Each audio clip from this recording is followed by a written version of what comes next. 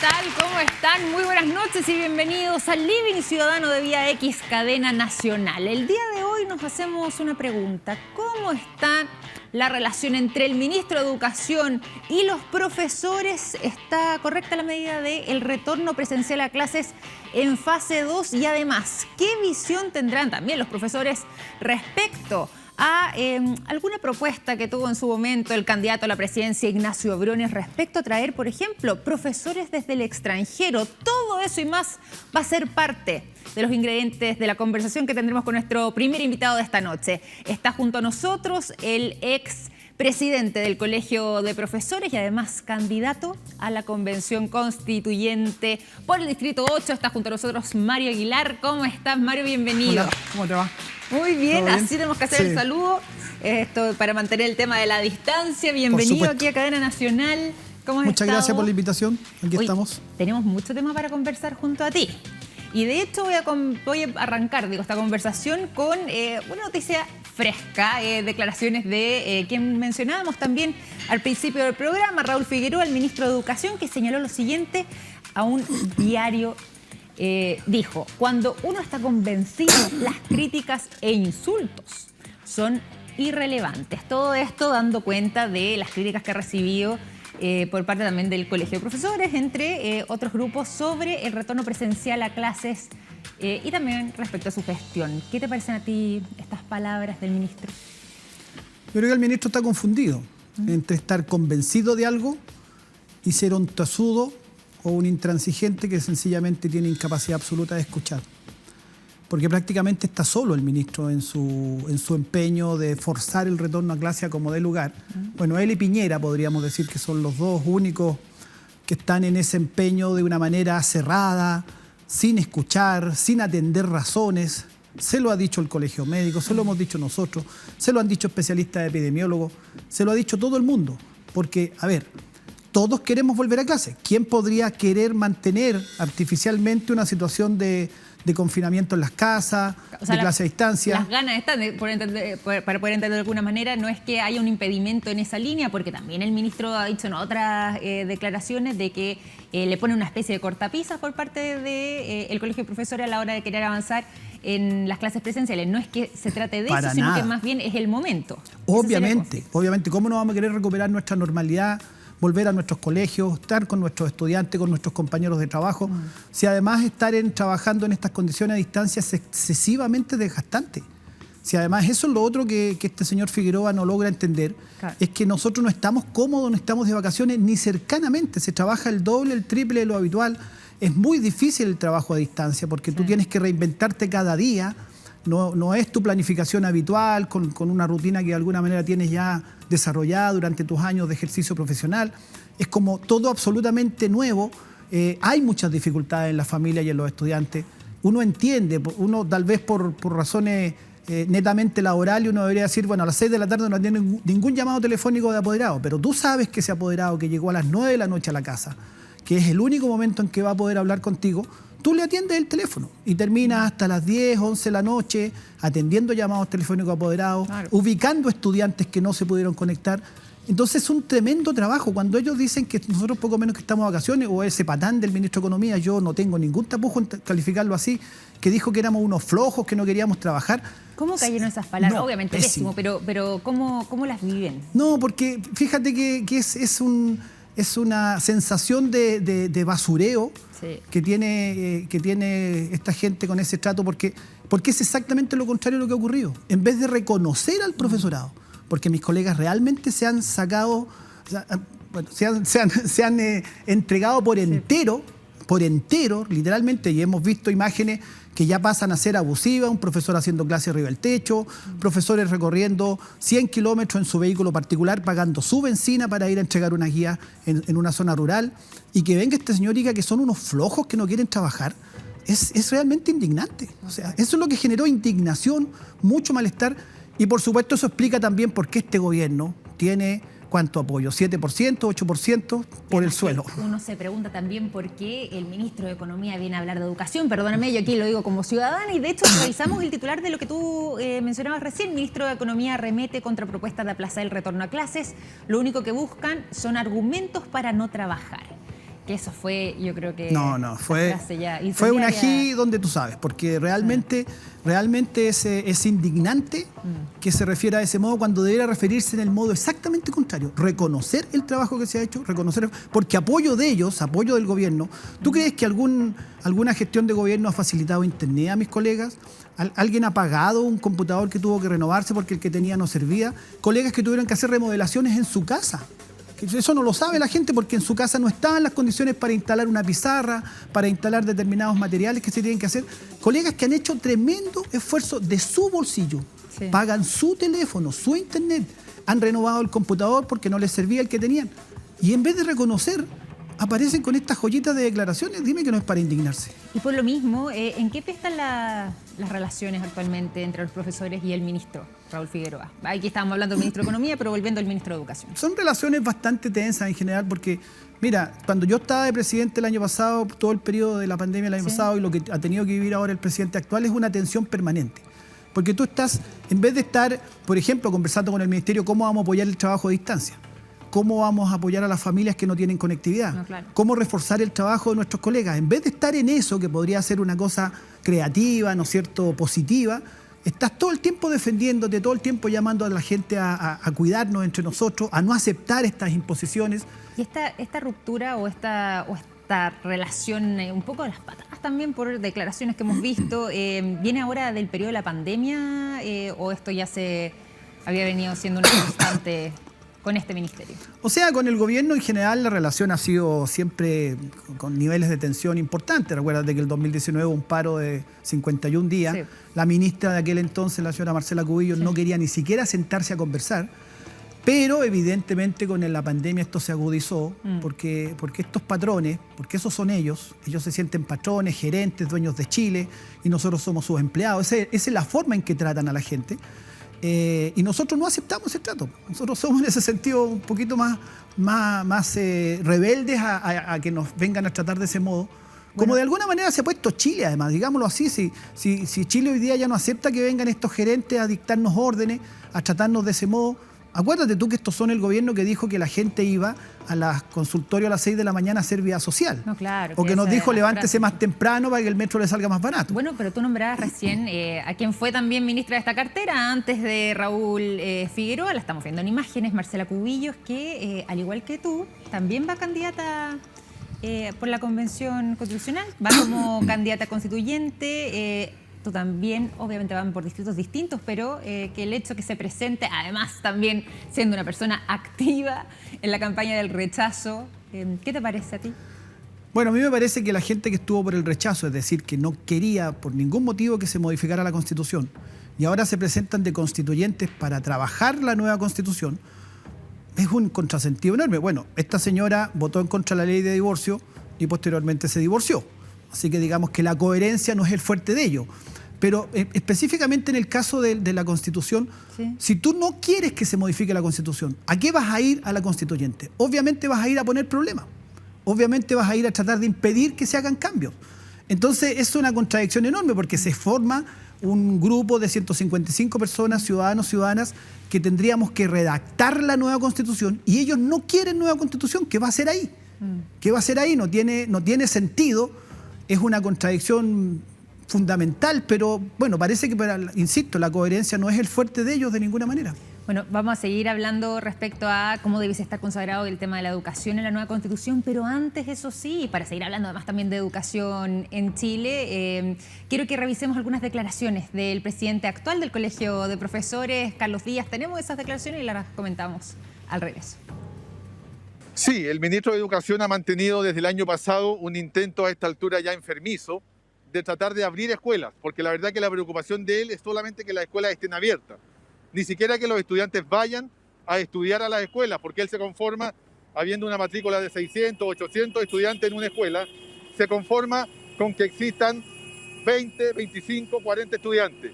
Aquí el ministro de Educación está absolutamente desencajado y desenfocado de la realidad.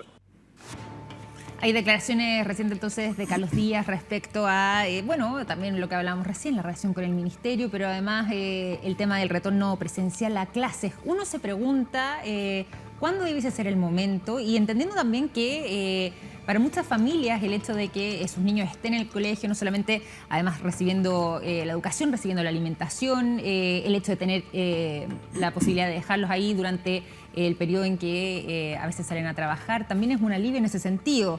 ¿Cuándo crees tú que es el momento adecuado para hacer el retorno? Porque ya hay colegios que están funcionando, los que están en fase 2. Bueno, primero felicitar a mi colega y amigo Carlos Díaz por esa manifestación que se hizo el día viernes pasado. Me invitaron, yo no pude ir porque todavía me quedaba un día de convalecencia de COVID. Te tocó, sí, me tocó y estuve ahí unos días, pero ya estoy de alta y bien.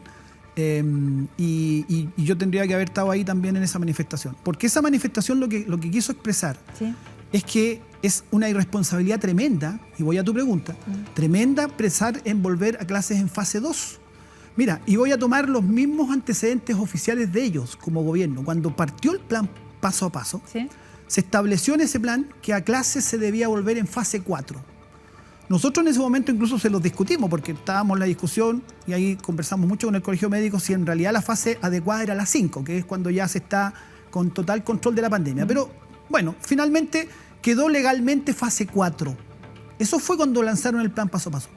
Y ocurre que recién ahora en febrero, artificialmente, sin ningún fundamento, sin un estudio que dijera, mire, esto demostró que este cambio era necesario, cambiaron a que se podía en fase 2. Ni siquiera de fase 4 a 3, sino que de fase 4 a 2 en forma absolutamente artificial. Entendiendo además que en el mes de febrero estábamos en un momento que gran parte del país estaba en fase 3 y que también ya se pedía, sobre todo además de los apoderados, el hecho de volver a clase de manera presencial. Incluso el Colegio Médico en su momento, vuelve a lo mismo, durante el mes de febrero, y con esa realidad también lo recomendaba. Sí, pero el Colegio Médico ha recomendado siempre que sea en fase 3. Y nosotros seguimos insistiendo en que debe ser en fase 4. Pero no fase 2, o sea, nadie, absolutamente nadie de los especialistas considera que sea adecuado en fase 2, y el Ministerio de Educación, de forma absolutamente artificial, porque, no, insisto, no le hemos pedido que nos entregue los fundamentos. ¿Por qué antes era fase 4 y ahora es fase 2? ¿Cuáles son los fundamentos epidemiológicos? ¿Cuáles son los estudios que respaldan eso? No hay. Entonces, claramente un artificio para forzar a abrir los colegios a como dé lugar. Y por lo mismo, Mario, ¿cuál sería la intención que habría detrás? ¿Es ayudar a la familia o ustedes sospechan de algún otro tipo de intención? No, nosotros creemos que hay más que nada intereses económicos, y eso se ha sabido además.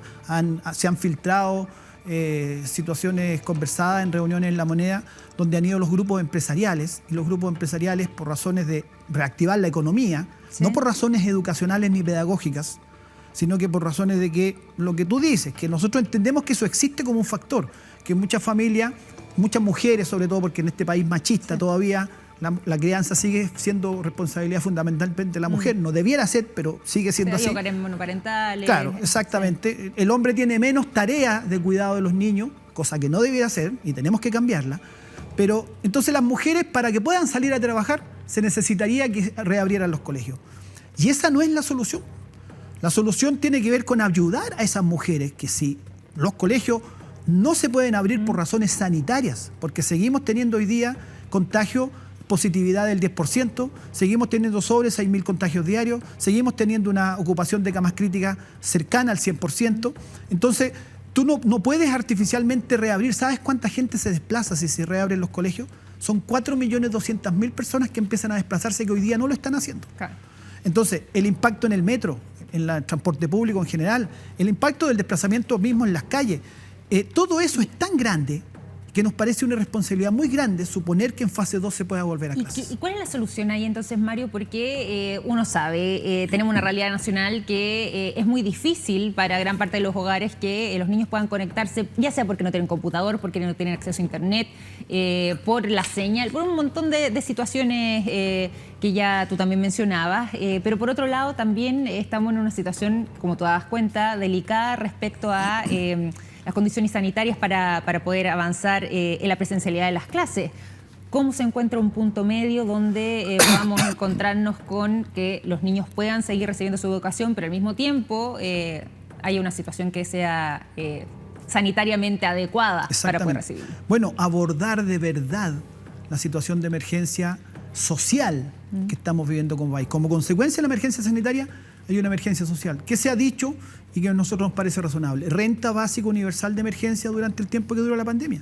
Hoy día salió un informe de la Fundación Sol. Sí, 537.000 pesos situaban ellos. Exactamente, y que costaría del orden de los 6.000 millones de dólares por cada mes. Sí. Supongamos que fueran unos 3 meses, podrían ser unos 19.000 millones de dólares. El gobierno no se ha acercado a esa cifra de ayuda. ¿Y cómo se financia esa cifra de ayuda? Se financia con un impuesto a los súper ricos, por única vez además se está pidiendo, ni siquiera un impuesto de por vida, y con un royalty minero. Ambos proyectos sí están en el Parlamento y si el gobierno los patrocinara se podrían aprobar muy rápidamente. Con eso tú financias el tiempo necesario, que son unos meses, se supone, en donde la gente tenga un ingreso de emergencia, y junto con el ingreso de emergencia que asegura a las familias poder estar en casa y no tener que salir a como dé lugar a buscar el sustento y poder hacer que los colegios entonces efectivamente no funcionen presencialmente reabriéndose, sino que se funcione a distancia, y apoyar a las familias que no tienen conectividad. Destinar también recursos para apoyar a esas familias y apoyar el trabajo nuestro, y en vez de estar haciéndonos la guerra como las que hemos visto en esas declaraciones, apoyar el trabajo que hacemos los docentes. Porque esa es la forma de enfrentar una emergencia, si nadie ha querido esto. Obviamente nosotros queremos volver a la normalidad lo antes posible, pero no puedes artificialmente decretar esa normalidad si tienes esas tasas de contagio y esa cantidad de personas falleciendo diariamente.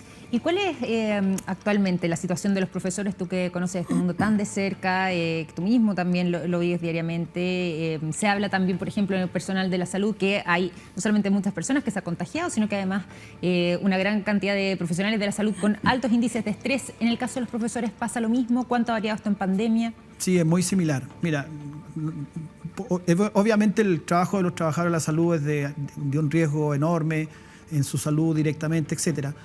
No es comparable, pero si en la crisis de la salud hay una primera línea que son esos trabajadores, en la crisis de la educación, la primera línea han sido los profesores y asistentes de la educación, que han tenido mis colegas que enfrentar directamente la situación. El estrés es altísimo, porque hay un desgaste y una sobrecarga de trabajo.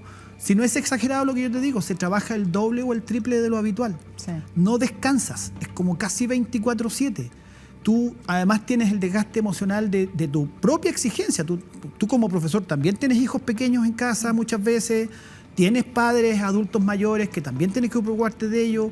Cuando hay cuarentenas tienes que procurar cómo vas a hacer con los alimentos en la casa. Tienes las mismas presión que tenemos todos los ciudadanos y ciudadanas, pero además tienes que afrontar el trabajo de las clases, que es un trabajo difícil, que no se ha tenido apoyo, porque Figueroa, y yo se lo digo directamente, en vez de andar cuestionando y andar en esta odiosa campaña para forzar el retorno a como de lugar, deberías preocuparte de apoyar a mis colegas profesores y profesoras y apoyar a las familias que no tienen conectividad. Ahí tendría que estar focalizado el esfuerzo, se lo hemos venido diciendo desde marzo del año pasado, que ahí tendría que estar el esfuerzo ministerial para aliviar un poco esta pesada carga y para permitir que ese porcentaje de estudiantes que no tienen condiciones sí las tengan para poder aguantarnos unos meses más, los que sean necesarios, para salir de la crisis sanitaria y comenzar a normalizar nuestras vidas. Se le ve solo al ministro muchas veces en esta insistencia del retorno a clases. De hecho, también veíamos imágenes, por lo menos el año pasado, cuando se reabrieron los primeros colegios, que llegaban muy pocos alumnos. Sí, llegó un colegio que no llegó ningún alumno. De hecho, pues. Eso siguió pasando durante este año, ahora en fase 2, que se reabrieron, si no me equivoco, ya a la fecha van 1.300 colegios que están funcionando y para los próximos días, cuando ya pasen nuevas comunas a fase 2, salgan de la cuarentena, se espera que sean otros 900 establecimientos los que se abran. ¿Tú crees que va a ser la misma realidad que el año pasado, que lleguen muy poquitos a la presencialidad? Va a ser la misma, porque los padres y madres, con un sentido común que uno entiende perfectamente, frente a la duda, frente a pensar que su hijo va a tener que trasladarse en metro, porque a lo mejor vive en Puente Alto y estudia en Providencia, o vive en Puente Alto y estudia en La Florida, o vive en Maipú y estudia en Santiago Centro, porque esa es la realidad escolar en Chile. O en regiones, vive en una comuna rural pequeña y estudia en la comuna más grande, cercana, y tiene que trasladarse en el transporte rural, que es sumamente hacinado durante las mañanas. Entonces, pensar en que va a ir su hijo de 12 años, 13 años, 15 años, 16 años, a asumir ese riesgo por una tosudez del ministro, cuando nosotros decimos, si tampoco pensamos que en esto se va a estar toda la vida. Si obviamente ellos mismos están diciendo que la vacunación avanza, que en unos meses más podríamos estar viendo la luz al final del túnel. Lo dicen ellos mismos. Sí, y eso esperamos que así sea, ¿no es cierto? Perdón, el propio presidente de la República hace un par de semanas atrás dijo esa frase cuando estábamos recién empezando a bajar la cifra de los 9.000 contagios. Bueno, es que a él nadie le cree mucho, pero cuando lo dice un especialista sanitario, cuando lo dicen personas de las universidades, uno tiende a creerlo más.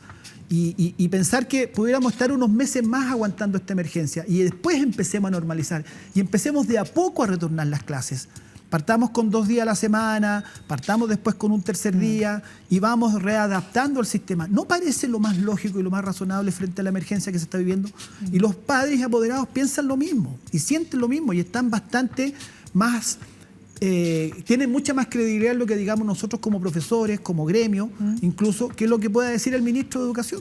Mario, yo te quiero llevar a un tema para que tú me des cuenta si es que esta realidad termina siendo más habitual de lo que nos gustaría, y por eso revisamos el siguiente titular que dice así: Farcas ayudará a madre que decidió no despertar a su hijo para sus clases por no tener comida. Esta es una historia que además se viralizó muchísimo en las redes sociales, de alguien que hizo esta solicitud y que daba cuenta, justamente era una profesora que daba cuenta de el mensaje que le había enviado una apoderada que había tomado la decisión entonces de dejar a su hijo durmiendo, no porque fuera flojo, como dice ella en el mismo mensaje, sino que porque no tenía nada para darle de comer y por lo mismo prefería que siguiera descansando y no tener que vivir con el hambre.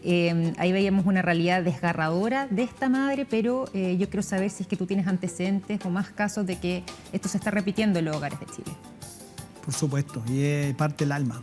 Parte el alma cuando a ti como profesor te llega una apoderada y te dice, eso es relativamente común, lamentablemente, es terrible decirlo, pero es relativamente común, sobre todo en las comunas más pobres. ¿Y se ha acentuado durante este periodo? Se ha acentuado, mira, sí, hay un montón de gente en Chile que en estos momentos come una vez al día y come en la olla común, que se armó en la población. Y no tiene otro ingreso, otra comida caliente en el día que eso. Entonces es terrible. Hay muchos colegas míos que están participando en ollas comunes. Nosotros el año pasado como colegio de profesores incentivamos a nuestros colegas a participar, incluso destinamos algunos recursos del gremio para apoyar ollas comunes, porque hay miles de ollas comunes en el país. Eso no es muy noticioso, no aparece mucho en las noticias, pero hay millones de personas que se están alimentando hoy día ahí. Y hay muchos niños y jóvenes, sobre todo adolescentes, que no están ni siquiera asistiendo a su clase a distancia, porque están saliendo a trabajar, están saliendo a procurar alimento para sus casas. Hay muchos hogares donde no hay gas, a empezar el invierno ahora, y no tienen gas, cocinan con leña que recaudan o juntan y ahí medianamente hacen lo que pueden. Entonces, por eso que el ingreso familiar de emergencia, ingreso universal de emergencia es indispensable. Y cuando esta gente dice, muy sueltos de cuerpo, que un apoyo de 65.000 pesos, como el ministro Briones en su momento que celebraba que se había aprobado 65.000 pesos. Junto, perdona, pero a Sebastián Sichel, aunque él diga ahora que no, que lo estaba exactamente, junto con Sichel se abrazaba. Por la imagen al menos. Se abrazaban de que solo 65.000 pesos y no más, que era la discusión que había en ese momento el Parlamento que le exigía más. Cuando tú ves gente con esa miseria en el alma, mientras hay otros compatriotas nuestros que no tienen para comer, y ellos niegan la ayuda, niegan los apoyos. Y fíjate ahora cuando se ven presionados políticamente, como la plata empieza a salir de a cuentagotas, y la plata ha estado siempre. Mario. Y dime tú, perdón, para terminar la idea, alguien que tiene como Piñera un patrimonio de cerca de 3.000 millones de dólares, que le creció durante la pandemia, a Piñera le aumentó la fortuna durante la pandemia, ¿cómo no van a poder soltar un 2,5 de su fortuna? Plata que nunca se van a gastar en toda su vida, ni 10 generaciones que los sucedan se van a poder gastar toda esa plata, porque son cifras siderales. ¿Cómo van a ser tan miserables de alma que no puedan soltar un 2,5 de esa tremenda fortuna que tienen y le va a quedar el 97,5 la fortuna todavía incólume para que la gente pueda comer? Bueno, como está pasando además también en otros países donde hemos visto que los súper ricos, por lo menos en Estados Unidos incluso también, van a tener un alza de los impuestos. De hecho, ellos mismos lo proponen, exactamente. Ellos mismos lo promovieron. Bueno, en Argentina también van en esa línea. De todas formas, y ya que tú lo mencionaste, y nos va quedando también el último minutito de programa, quiero llevarte al personaje que dijiste recién, Ignacio Briones, candidato a la presidencia, que dijo lo siguiente, acá está. Hay varias métricas, ¿no? Hay varias métricas. Y en el intertanto, ¿qué hacemos? Porque usted dice esto, me demoro años en formar. Mire, propuestas audaces. ¿Por qué no abrimos un concurso internacional para traer profesores de afuera, los mejores profesores de afuera. Hemos hablado de inmigración. ¿Por qué no hacemos lo que hacen los países que más admiramos? Que dicen, oye, ¿qué capacidades me faltan en Chile? Mira esta. Hagamos un concurso, gastemos las lucas que necesitemos para traer a los mejores profesores a nuestras escuelas y así mejorar la calidad de la educación. Eso se lo debemos a nuestros niños. Ahí está su libertad, ahí están sus proyectos de vida. ¿Cómo te caen a ti estas declaraciones? Y además también que él lo propone y lo dice como una muestra de, o al menos como un intento de mejorar la calidad en educación, trayendo profesores del exterior. Mira, la única buena noticia es que este tipo no tiene ninguna posibilidad de ser presidente de Chile, porque le falta calle. No tiene idea del país en que vive, ni idea. O sea, la propuesta que hace el tipo es tan ridícula. Primero, no sabe que hay profesores extranjeros trabajando en Chile, porque si viene un extranjero, revalida su título, hay un trámite y hay muchos colegas, profesores, incluso son socios del colegio de profesores, que han hecho su trámite legal y pueden hacer clase en Chile. No es que hay que hacer una ley especial ni cosa por el estilo. Pero además, me va a decir este señor que, ridículo, que un profesor de Finlandia que gana en plata chilena más o menos 5 millones de pesos al mes, que tiene 20 alumnos en la sala de clase, que trabaja en un colegio donde están todas las condiciones óptimas, él va a abrir un concurso y ese profesor de Finlandia se va a querer venir a trabajar a Chile por 900.000 pesos, con 45 alumnos por sala, con baños que no tienen artículos de aseo, donde a veces pasa el ratón en medio de la sala de clase, se va a querer venir porque a él se le ocurrió abrir un concurso público. Sí, es ridículo lo que está diciendo, es ridículo. Y por lo mismo, ya que nos van quedando los últimos minutos, ya que él apunta a la mejora en la calidad de la educación, ¿tú qué le responderías a ese concepto? ¿Cuál es la forma, el camino? La forma de mejorar la calidad de la educación, señor Briones, es terminar con la educación de mercado que ha corrompido absolutamente la educación. Esa es la forma. Volver a recuperar en la educación su sentido humanizador, transformador, que la educación vuelva a preocuparse de formar buenas personas, de hacer una mejor sociedad, no de competir, ranking, semáforo, que este colegio es mejor que este otro porque sacó 10 puntos más en el SIMS y exprimir a los niños como si fueran jugo de limón, como si fueran un limón, que hay que sacarles el jugo y exprimirlos para que rindan. Porque porque educar no es fabricar salchichas, como ellos creen. Educar es una cosa muy distinta. Cuando le cambiemos el concepto a la educación chilena y la educación recupere su sentido de, insisto, formarnos como buenas personas, la educación va a dar el salto que necesita en Chile. Mario Aguilar, hemos conversado muchísimas cosas y de todas maneras siempre hay temas pendientes, sobre todo en una materia tan importante como es educación, así que espero que nos puedas acompañar en otro capítulo más adelante de Cadena Nacional, pero queremos agradecerte por esta conversación esta noche. Con todo gusto, ha sido muy grata la conversación. Muchas gracias. Gracias, Mario.